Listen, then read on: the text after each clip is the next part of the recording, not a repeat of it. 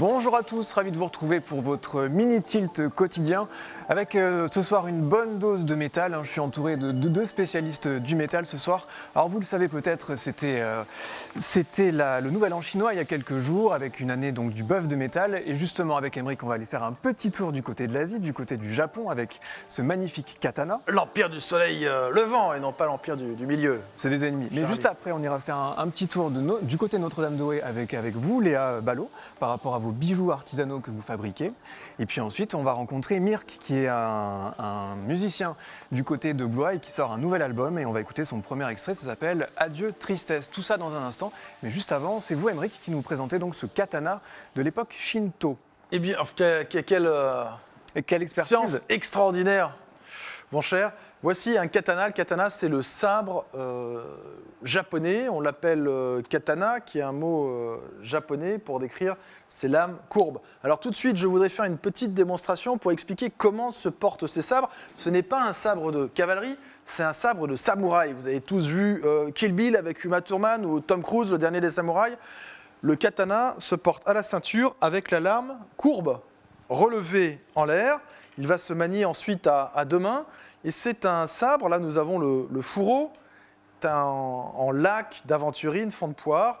Et c'est un sabre dont la lame est en métal, effectivement. C'est pour ça qu'on parlait cette année du métal, dont la lame mesure au moins 60 cm de long. Alors je ne vais pas le manier, je ne suis absolument pas un expert, le follower, ni l'expert d'Uma Thurman avec Kill Bill et Quentin Tarantino. Il faut savoir que la lame part d'un bout jusqu'à la poignée. Et si cette arme est une arme terrible, réservée pour les samouraïs entre le XIIe et le XIXe siècle au Japon, cette arme est aussi un symbole de l'art de vivre au Japon. Il y a une vraie culture derrière, et donc c'est une lame en métal qui date de quand alors? Ça, c'est une arme qui date du XIXe siècle, c'est la fin de l'époque des samouraïs, lorsque cette caste de soldats disparaît.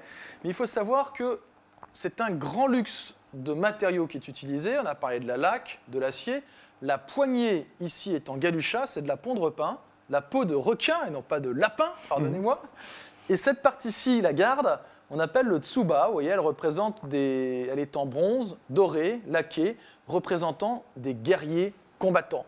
Donc c'est un symbole synthétique des différents arts appliqués japonais. Et quand on démonte la lame, on va pouvoir retrouver la signature du fabricant. Et en plus, à l'intérieur, il y a des petits morceaux de papier qui correspondent aux poèmes écrits par le guerrier qui ensuite allait combattre avec. C'est la Renaissance française, mais non, nous sommes au Japon, au pays des samouraïs. Et donc on en sait un petit peu justement sur son origine ou pas du tout? Vous avez récupéré ce katana à Montpellier?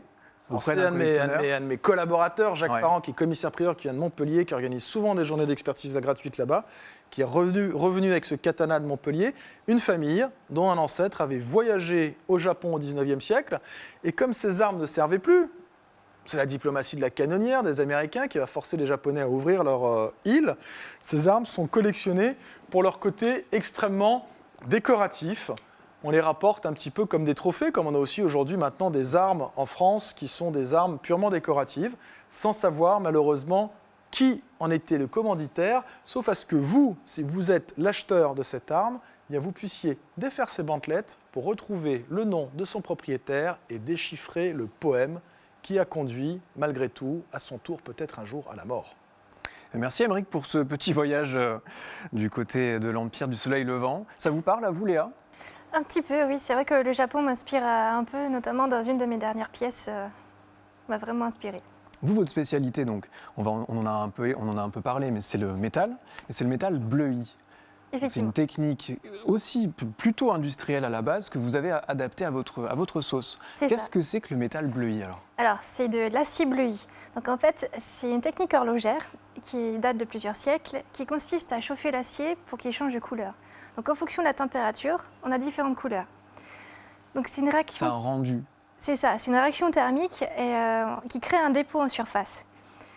On a différentes couleurs, donc on a par exemple du jaune, Plus on va chauffer, C'est ça. ça va donner un bleu, ou si on va moins chauffer, donc à 300 degrés par exemple, ça donnera plutôt un jaune. Et donc on a toute une palette entre les deux. C'est ça C'est ça. l'idée, hein? C'est ça. Le bleu, donc c'est 300 degrés. Après, on a des couleurs intermédiaires, et donc c'est qui tournent autour de 250 degrés. Et ça se joue en une fraction de seconde en fait. Il faut vraiment être très précis dans la.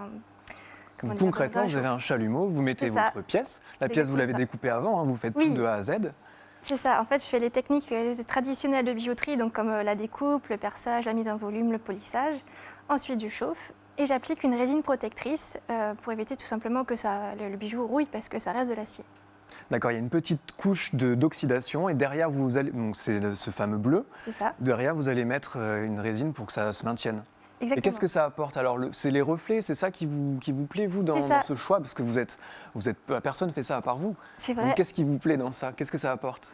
En fait, ce qui me plaît, c'est d'innover avec des techniques traditionnelles anciennes.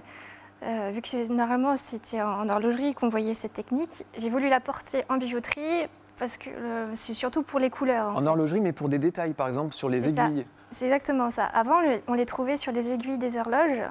Et maintenant, on les trouve dans les montres de luxe, sur les aiguilles des montres et aussi sur les têtes de vis.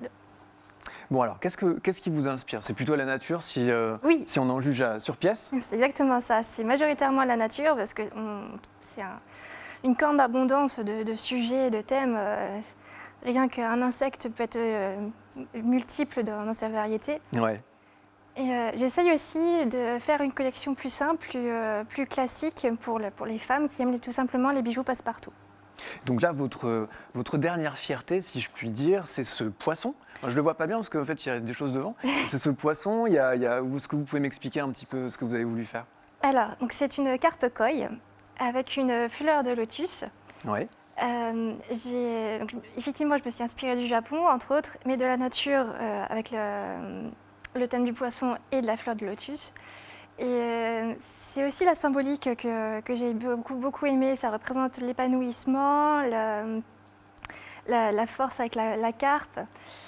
Et là, j'ai vraiment voulu mettre en avant tout mon savoir-faire dans cette pièce, car je l'ai présentée à un concours national des métiers d'art. Donc vous êtes installé à Notre-Dame-Douai. C'est Et ça. votre parcours, vous n'avez pas commencé à Notre-Dame-Douai. Vous êtes plutôt passé par Paris, je crois. Oui, en fait, je suis originaire de l'Oise et c'était plus simple pour moi de trouver un patron en apprentissage sur Paris.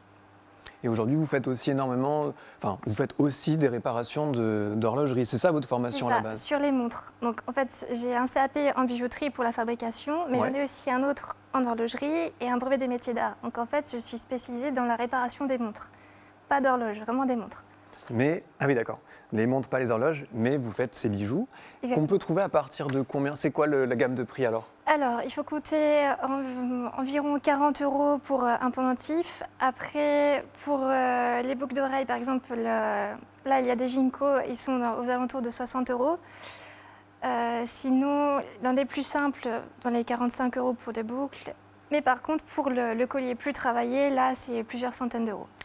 Alors la carpe koi, le sceau de la carpe était figé pour l'éternité, partage le même caractère en japonais que le mot amour. Et quand on voit une carpe koi qui saute, c'est le moment fugace, magique, amoureux. C'était la Saint-Valentin. Je crois que c'est un cadeau magnifique à offrir. Elle est splendide cette carpe, splendide. Merci. Merci beaucoup. Je répète le nom de votre site, c'est favolea.com. C'est ça. Merci Léa. Merci. On va de suite enchaîner avec la bamboche. La bamboche, ça continue sur TV Tour.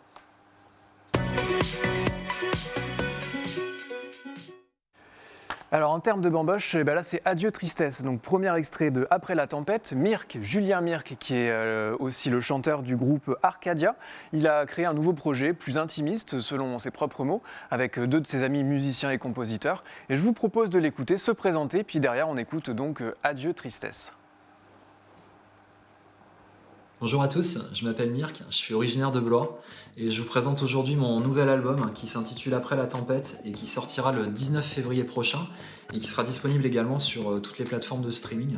Dans cet album, on y retrouvera donc 12 titres que j'ai écrits et qui ont été composés par Grégory Maillet et Ronan Lemaître qui m'accompagnent aussi sur scène et qui seront présents sur la tournée 2021. On y retrouvera aussi un duo avec Guillaume Ledoux, le chanteur de Blancas, ainsi qu'une collaboration avec deux Orléanais, le chanteur Tim et Eric Amrofel. qui eux ont travaillé sur la partie arrangement de l'album au niveau des pianos. Le mieux maintenant, c'est de vous laisser avec Adieu Tristesse, le premier extrait de l'album. Et moi, je vous dis à très très bientôt. Ciao, bye, à bientôt sur scène.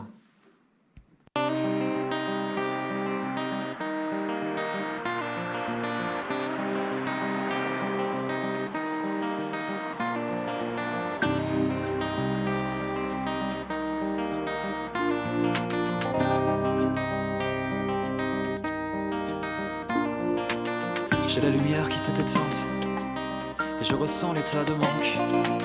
À courir seul comme je m'éreinte, à me voir dévaler la pente. Tu sais, j'aimerais bien ralentir et faire une pause de temps en temps. Qu'on arrête enfin de souffrir, qu'on respire enfin calmement. Laisse-moi te dire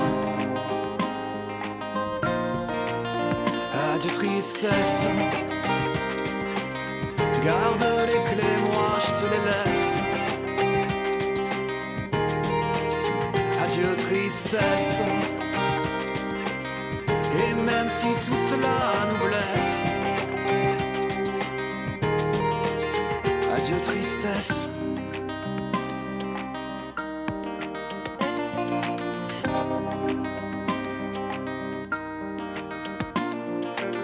On dira tout et son contraire. C'est beau et si moche à la fois. Au bord des rêves, il y a la mer qui se retire sans laisser le choix. C'est pas si grave et comme ils disent, on les noiera les sentiments au fond d'un verre dans la Venise. Si rien n'arrête nos tremblements, laisse-moi te dire adieu tristesse. Garde les clés, moi je te les laisse. Adieu tristesse. Et même si tout cela nous blesse. Voilà, c'était Mirk, Julien Mirk et son premier album qui s'appelle donc Adieu Tristesse après la tempête pour le nom de l'album. C'est déjà la fin de la bamboche, c'est aussi la fin de Tilt. Moi je vous dis rendez-vous demain, merci à nos deux invités et puis d'avoir été présents et puis à bientôt. Bonne soirée à tous.